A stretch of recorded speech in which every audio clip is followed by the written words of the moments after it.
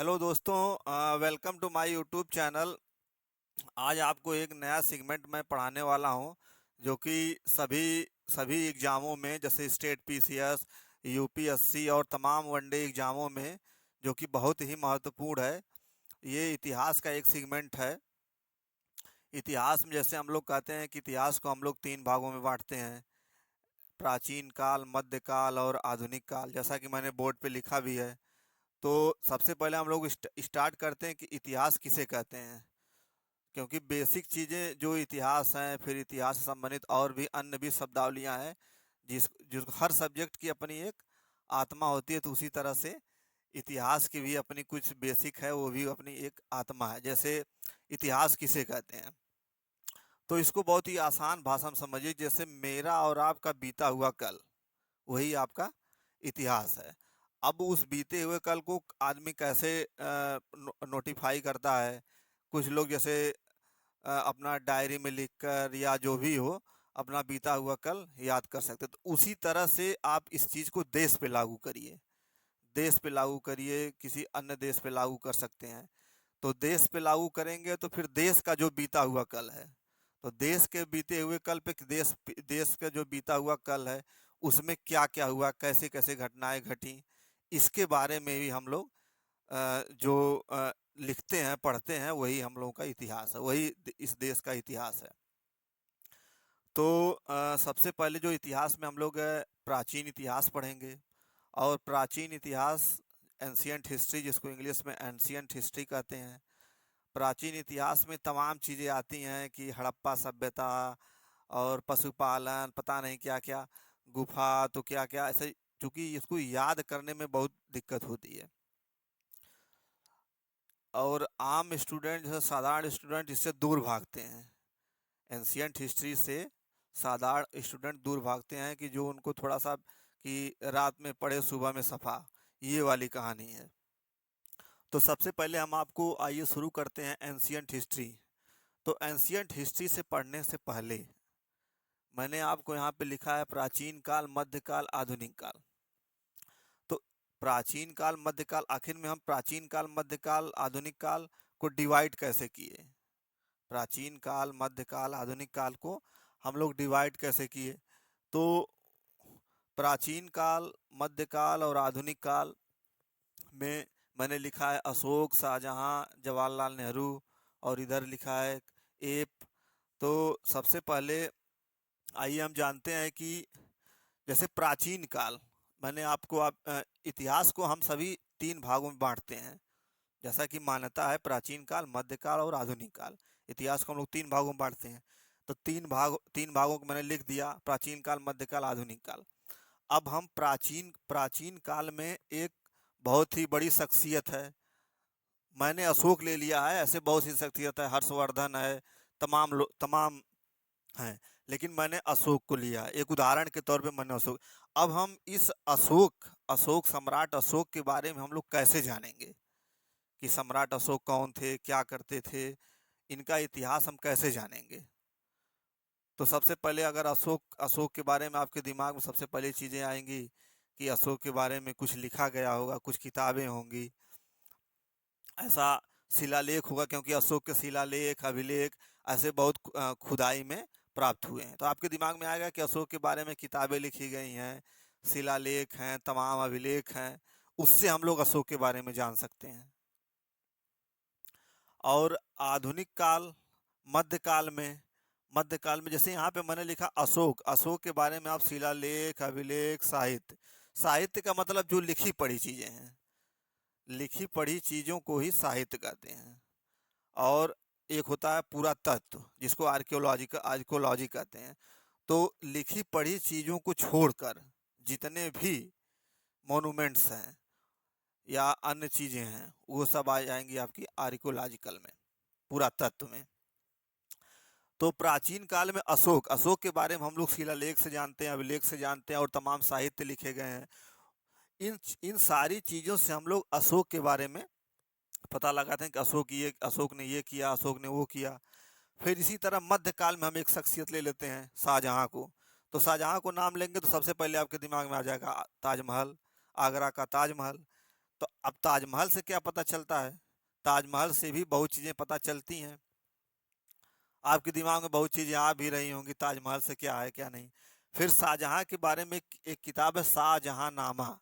शाहजहां नामा एक किताब नहीं, इसको कई लोगों ने मिलकर लिखा है। शाहजहां नामा को कई लोगों ने मिलकर लिखा है, कई कई लोगों ने मिलकर एक किताब लिखा है शाहजहां नामा। जो लिख देता है उसका उसको कहा जाता है शाहजहां नामा। इसके बाद शाहजहां के शासन काल में एक यात्री, विदेशी यात्री आया था।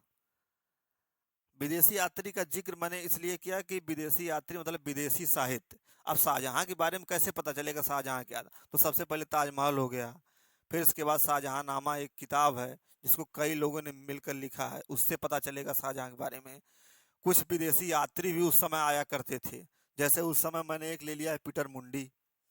तो पीटर मुंडी जब आया तो उन्होंने बताया कि शाहजहां के शासन काल में जब मैं आया तो यहाँ एक बहुत बड़ा अकाल पड़ा हुआ था और मैं मुंडा हो गया।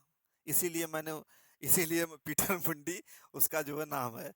विदेशी साहित्य का मतलब पीटर मुंडी ने जो भी किताबें लिखी हैं वो विदेशों विदेशों विदेशी साहित्य मतलब विदेशियों के विवरण, विदेशियों द्वारा जो भी किताबें लिखी गई वही विदेशी साहित्य है। जैसे पीटर मुंडी ने अपने किताब में जिक्र किया है कि शाहजहां के शासनकाल में जब मैं आया तो यहाँ पे अकाल पड़ा हुआ था।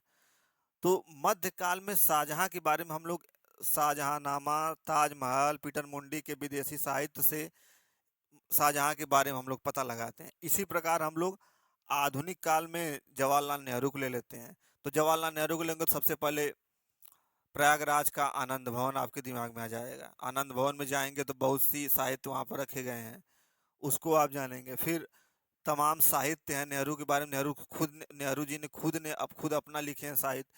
तो साहित्य है। फिर बहुत लोग गूगल से भी अपना पता लगा लेते हैं कि नेहरू जी नेहरू जी के बारे में। तो इस प्रकार से प्राचीन काल, मध्यकाल, आधुनिक ऐसे ही इतिहास लिखा जाता है। इसी तरह से इतिहास लिखा जाता है कि नेहरू के बारे में इन इन चीज़ों से पता चला, शाहजहां के बारे में इन इन चीज़ों से पता चला, प्राचीन काल में अशोक के बारे में इन इन चीज़ों से पता लगा।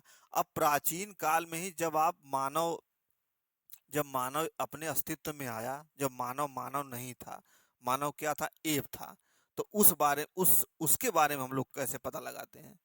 जब मानव मानव नहीं था, एव था। एव यहाँ पे मैंने लिखा है कपि मानव, यानी कि मानव मानव नहीं था, एव था। तो इसके बारे में हम लोग कैसे पता लगाते हैं?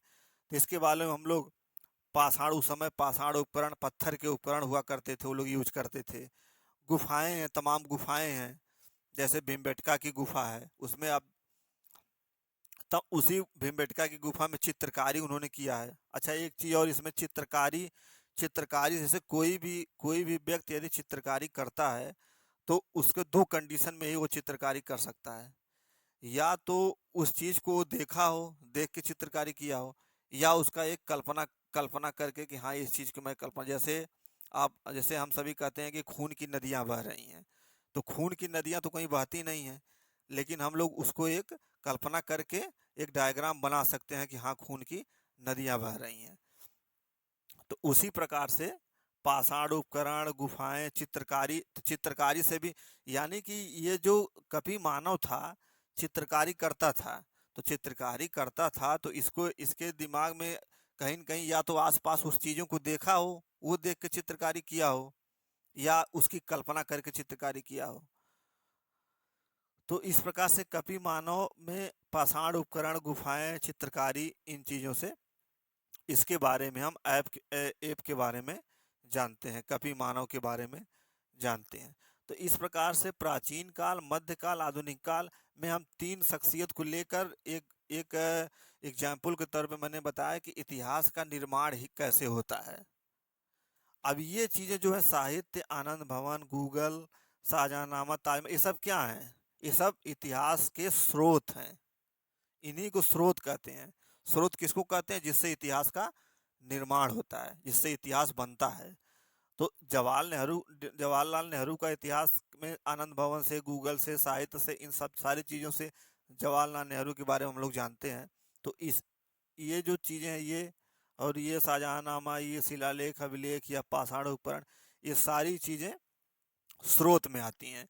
यानी कि इतिहास जिससे इवॉल्व होता है, जिससे बनता है, उसी को हम स्रोत कहते हैं। इतिहास की भाषा में उसको हम स्रोत कहते हैं। अब आपको अगले लेक्चर में मैं आपको सोर्स के बारे में बताऊंगा कि कैसे कैसे इतिहास इतिहास के सोर्स डेवलप हुए। कि पहले, सबसे पहले पुरातत्व की खोज हुई, फिर साहित्य की भी खोज हुई, लेकिन ऐसे साहित्य की खोज हुई कि हम उसको पढ़ी आज तक नहीं पढ़ पाए। फिर पुरातत्व और साहित्य दोनों की खोज हुई, फिर दोनों इस दूसरे को क्रॉस वेरीफाई किए। तो अगले लेक्चर में आपसे मिलते हैं। बहुत बहुत धन्यवाद।